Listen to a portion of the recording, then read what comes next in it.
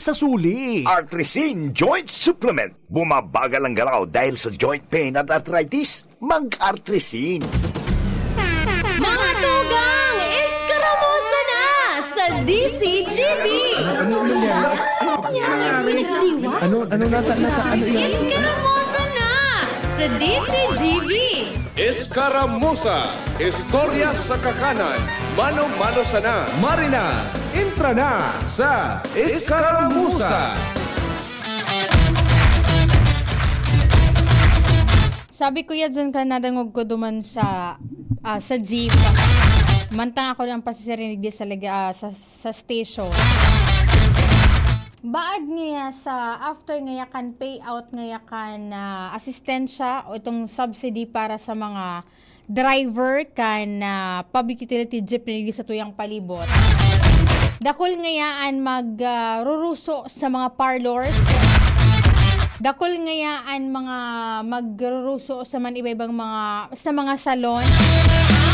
Sabi kan kataning nataman niya. Siyempre niya. Ano na yan? Lakop na bagangunan niya sa bareta. Na ang mga driver ngaya, particular na ngaya ang mga driver kan public utility jeepney, as in public utility vehicle, makaka-receive ni na ayuda hali sa LTFRB, hali sa DSWD, and then digdi sa Legazpi City, hali po tabi sa lokal na gobyerno kan Legazpi. Siyempre, Kuya John, araram na yan kan mga misis na mga wais. Ang problema, Kuya John, sabi ka na naghuron duman nakataning ko sa jeep. Siyempre nga iintriga nga iyan sa mga agong. Baad nga after nga kayan, dadarahon nga ipapariband, ipapa-manipedi, may magpapa-eyelashes extension nga may magpapa-nail arts nga arog-arog ka iyan. Ay sabi kan saro na babae Kuya John, ay di man nga yan, pwede nga yan. Dapat nga yan, ito nga yung itatao nga kan gobyerno. Ilalaan ito para duman sa pangbakal ni na ito nga ni mga produktong petrolyo. Tanganing medyo daw dakula man maiuli kay ni po tabi na mga driver na sa indang mga pamilya oro alda. Araw baga kaya-kayan Kuya John, sabi kang utongan, nagdedepensa pa siya Kuya John. Ilingon mo nga ya, day daw nga yan, day mo nga ako pag iwalon nga ya, posible nga yung mangyari iyan.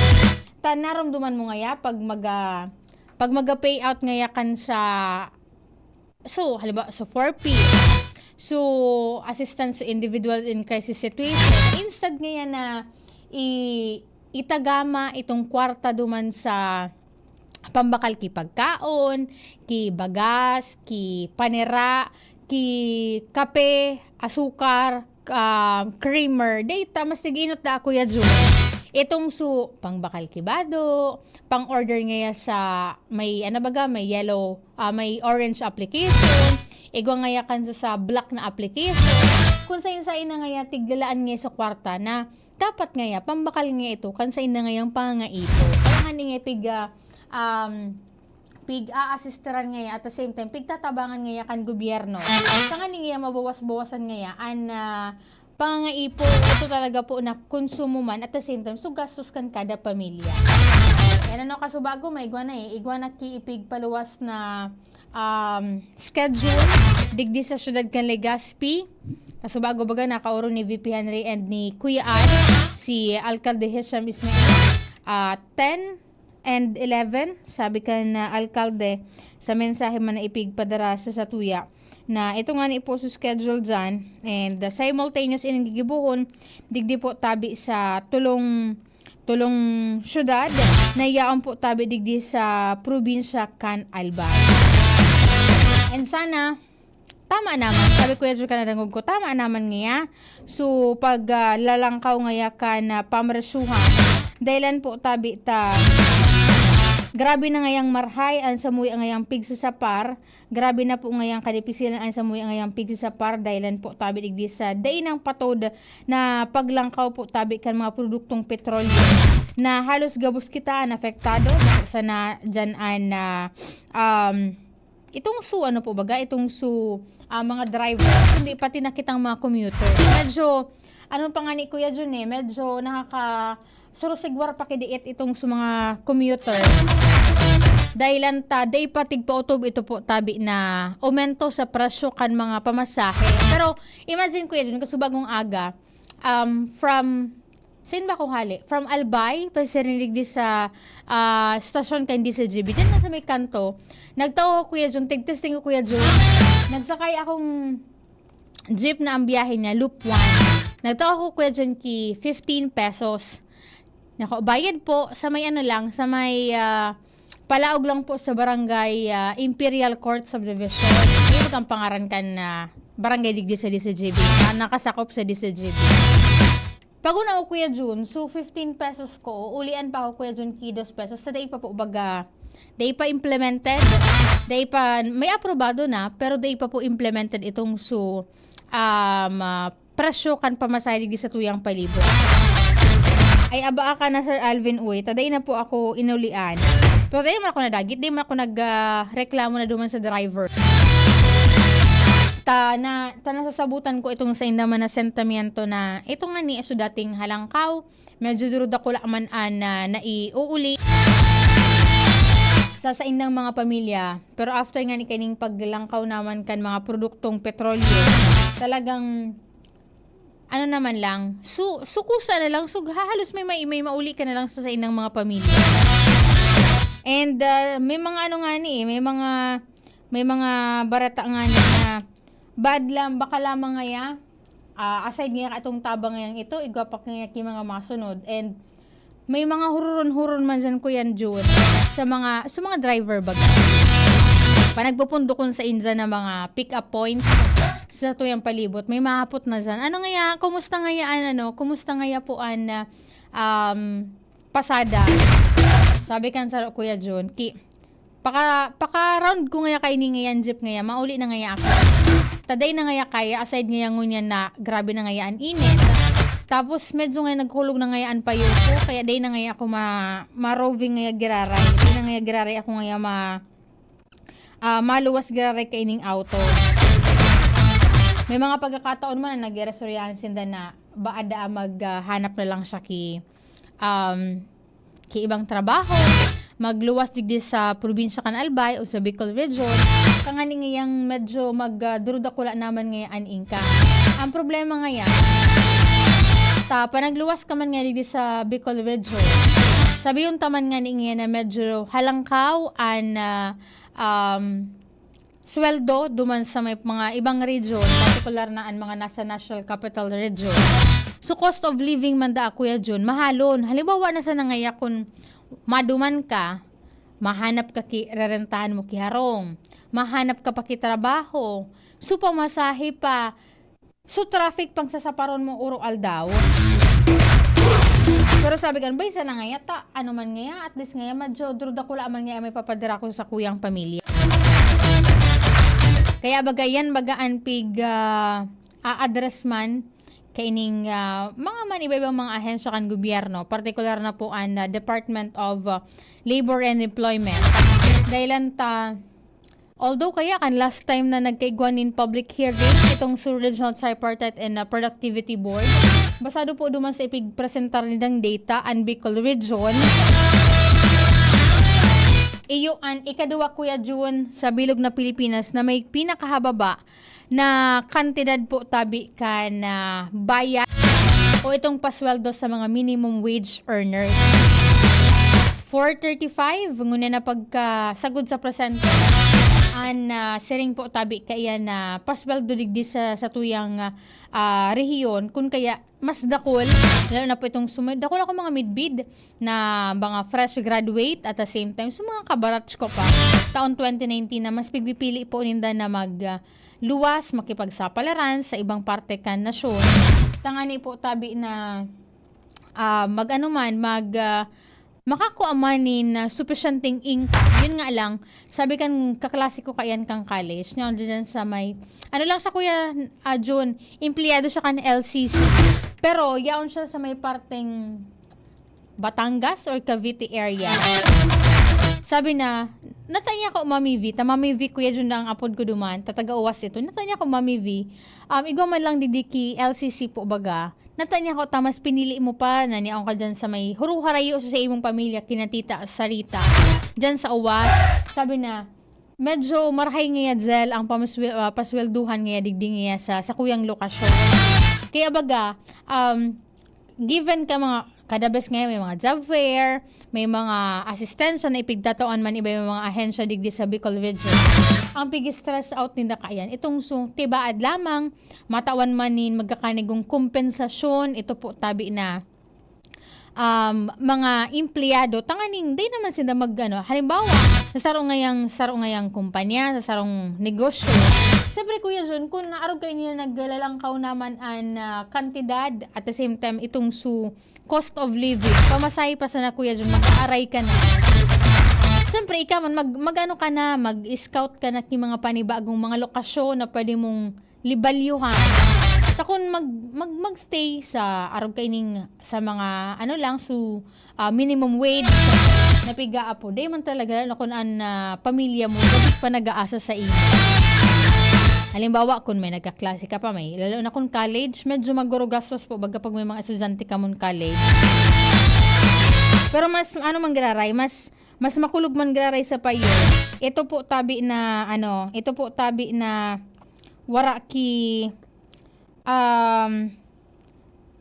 wara po tabi ki trabaho.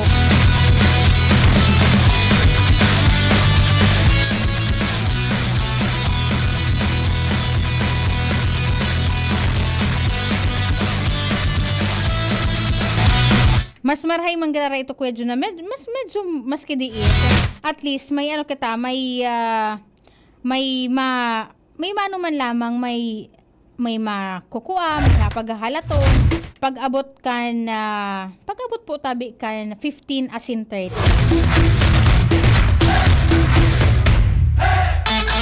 Maray na pagkauto kay Sir Alvin O. Sabi ni Sir Alvin, ako tabi ito Ma'am Angel na nag-text sa'yo about sa senior citizen. Pig abandon. Saan pwedeng lumapit na ahensya? Good kan gobyerno. Good day po tabi. Sa inkang alat mo na sir. Di ko nabasa sa text message mo. Palibasa pag mga pag mga unknown number. Sorry Sir Alvin, di ko nakasave ang sabi na kasubago pa ini Sir Alvin. Sabi na nabasa mo tabi so concern ko. Awang-awa kasi ako sa kalagayan kan senior citizen. Sayin Sir Alvin na sayin po ining senior citizen Sir Alvin. Sabi mo sa kuyang ma-text po girara. Day akong idea Sir Alvin kung sain po ining lugar na pigtatara mo and sisay ang concern na senior citizen. Sabi ni Sir Homer Realist sa Lola, good noon everyone, happy Monday po. Kay Sir Louie Ariola, maray na pagkahapon da po. And ngunya na pagkaaldaw, March 23, sagod po tabi March 24, ang Commission on Election Legazpi, niyaon po tabi dyan sa may parte kan Pacific Mall, particular na po sa second floor, dahilan po igwasindango niya ni mall registration.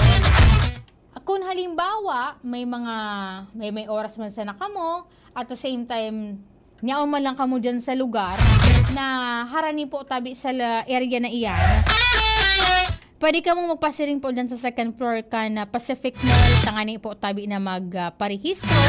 Kung kamo po ang mga magiging first time voter in kaso itong mga mapartisipar po sa Sangguniang Kabataan, may edad 15 years old, paitaas. Pero sukal ka kung halimbawa, above, nag-18 years old na kamo, tapos ma-participate na kamo syempre duman sa regular voting po ba na makakapag-vote na kamo para sa kapitan. Di na kamo magpasiring dyan sa COMELEC. Sabi ka ito dati ni Attorney Bunaw, mismong COMELEC na, syempre hihilingon man duman sa database ninda. Kung si-isay na itong from Sangguniang Kabataan, ito nang mabalyo naman sa pagiging regular voter.